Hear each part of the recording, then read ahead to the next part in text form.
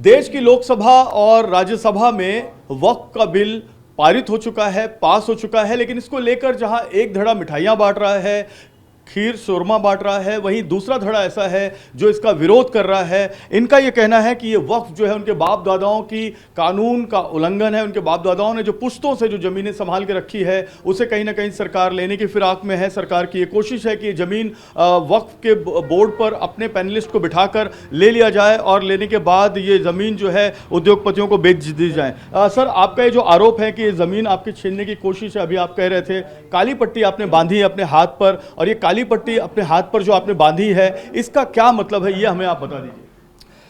देखो साहब, काली पट्टी हमारी जो बांधी है, और कल भी हमने मुंह पे काली पट्टी बांधी थी, और ये काली पट्टी है। जब तक काला कानून नहीं हटेगा, जब तक काली पट्टी हटने वाली नहीं है।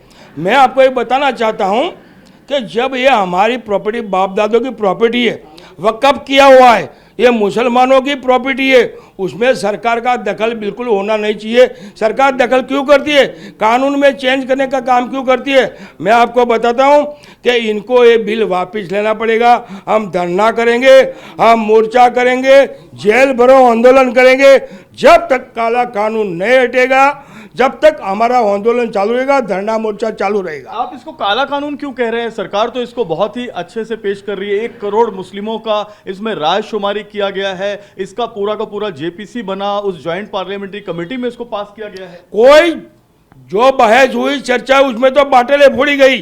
सुनो, जो वक्फ बिल के खिलाफ जो थे इंडिया गठबंधन के लोग, उनकी बात की सुनवाई नहीं हुई। मैं आपको कहता हूं, मुस्लिम पर्सनल बोर्ड, हमारा वक्फ बोर्ड जो है, उनके साथ बैठो और हमारे 25-50 जिम्मेदारों मुस्लिमों को लेकर बैठो, और कोई चर्चा करना है तो हमारे मुस्लिम जिम्मेदार जितने भी जमीयत उलमा-ए-हिंद और हमारी वक्फ बोर्ड की कमेटी, वैसे 50 मुसलमान साथ, नरेंद्र मोदी जी, अमित शाह, और उन लोग उनसे चर्चा करें। अगर वो फाइनल करेंगे तो हम लोगों को फाइनल रहेगा। ये किसी मुसलमान को बर्दाश्त नहीं है। ये बिल इनको वापस लेना पड़ेगा, क्योंकि इसके अंदर हमारा पूरा हक छीन रहा है, छीन लिया है इन्होंने।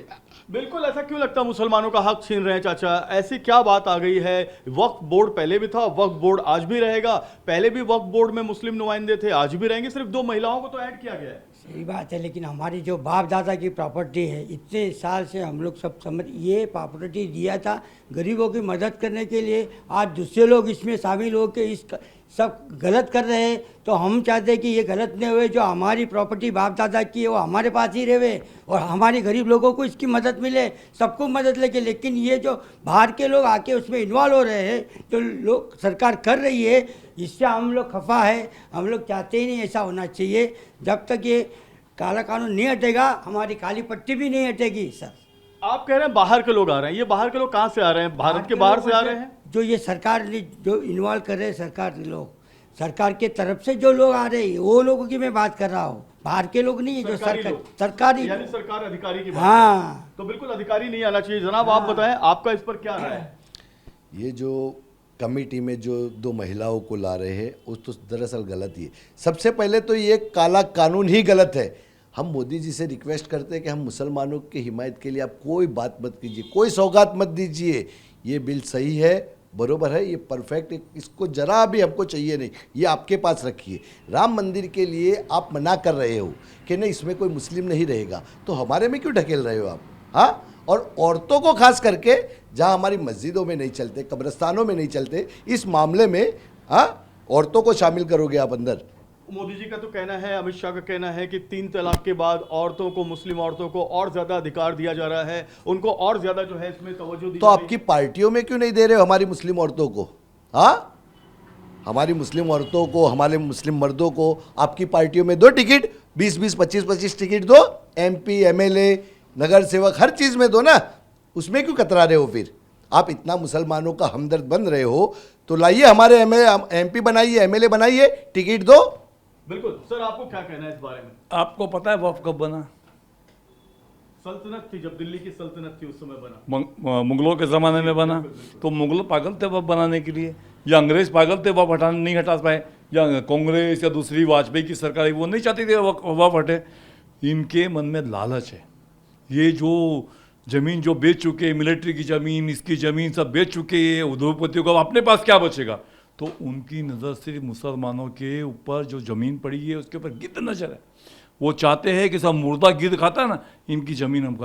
वफ़ का मतलब क्या है? अल्लाह को दी हुई ज़मीन, ने भगवान को वफ़ की हुई ज़मीन, वो तुम कैसे वापस लोगे? तुम्हारा क्या अधिकार है? और तुम लॉ कैसे बनाओगे? जमीन बेचेंगे कैसे? इसका कोई कारण आप बताएं, बेचने का कोई तरीका आप बताएं, क्योंकि ये तो रहेगा बोर्ड के अधीन में। अरे भैया, आज ये लाए हैं कानून, का वो बेचने का अधिकार ले आएंगे ना। आज ये कानून पास हुआ, कल बेचने का क्या? हमने क्या उखाड़ लिया? ये इतना हुआ तो मुसलमानों ने क्या किया या दूसरे वो क्या? क्यों? मेजोरिटी इनकी है, कुछ भी करते हैं। अभी आप बताएं जी, बिल्कुल आप बताएं। जी, हम ये काले कानून का विरोध कर रहे हैं और आगे भी करते रहेंगे इंशाल्लाह। ठीक है, बस हम हमारे बड़े लोगों के किस तरह से विरोध करेंगे? आप किस तरह से विरोध करेंगे जी, किस तरह से विरोध करेंगे सर? हम शांतिपूर्वक विरोध करेंगे। काली पट्टी बांधकर हम शांतिपूर्वक कानून के दायरे के अंदर एक है, हम विरोध करेंगे। बिल्कुल सर, आप बताएं। जेल भरो आंदोलन करेंगे, काली पट्टी लगाएंगे, शांति से करेंगे। जो हमारे हक में है, जो हमको कानून ने हक दिया है, उस तरीके से हम करेंगे। सड़कों पर उतरना पड़ा तो सड़कों पर उतरेंगे। जेल बिल्कुल भरो आंदोलन? बिल्कुल सर, करेंगे ना। हम हमारे वक्फ बोर्ड के लिए कुछ भी करेंगे। बिल्कुल साफ तौर पर वक्फ बोर्ड के लिए कुछ भी करेंगे। और ये काली पट्टी चाचा ने भी बांधी है, भाई ने भी बांधी है, यहाँ पर सौदागर जी ने भी बांधी है। सभी लोग काली पट्टी बांधकर इस बिल को काला बिल बता रहे हैं। सौदागर साहब, काला बिल बताने के पीछे और कोई तुक है आपका?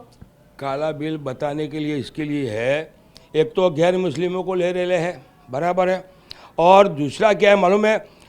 सरकार कहती है कि भाई मुसलमानों के लिए फ़ायदा है, ये लोग समझते नहीं, उनके गरीब मुसलमानों का फ़ायदा है, महिलाओं का फ़ायदा। इसमें अगर हमारा फ़ायदा होता, आज हमारा जो ये जो संविधान में है, हम बाबा साहेब अम्बेडकर ने हमको हक दिया है, सुनो, जो हमारा संविधान बना है उसको दखल करने वाले आप कौन? उस कानून को बदलने वाले आप कौन? अगर हमारा हक ये तो छीना जा रहा है, हमको कुछ नहीं मिल रहा। मुसलमान इतने पागल नहीं है कि मुसलमानों को जिसमें भलाई है और मुसलमान उसका विरोध करे, हमको समझाने की कोशिश ना करे। हम तो बरसों से जा रहे हैं, आज़ादी लड़ने वाले लोग हम हैं। हाँ, तो किसी ने नहीं हटाया आज तक वक्फ बोर्ड को, किसी ने किसी को चेंज नहीं किया, किसी गैर मुस्लिम को नहीं डाला है। तो आप कौन होते हो जबरदस्ती कानून ठोकने वाले? समझेगा नहीं? एक साल तक किसान बैठे थे। हाँ, आखिर किसान तो बिल वापिस लेना, बाकी उन लोग 700-800 लोग मर गए। अगर इसमें धरने मोर्चे में आंदोलन में इस बिल के लिए अगर हजारों मुसलमानों को करेंगे, शांति से मरना पड़ेगा तो मरेंगे, बाकी ये बिल के खिलाफ लड़ते रहेंगे। बिल्कुल लड़ते रहेंगे चाचा, बिल्कुल इंशाअल्लाह लड़ते रहेंगे जब तक जिंदगी जीते हैं, जब तक। बिल्कुल लड़ते रहेंगे, हमेशा लड़ते रहेंगे जब तक ये काला कानून वापस न होगा। जब तक लड़ते रहेंगे और अपनी जान भी देनी पड़ी तो दे देंगे। जी बिल्कुल सहमत हूँ मैं इनके विचारों से।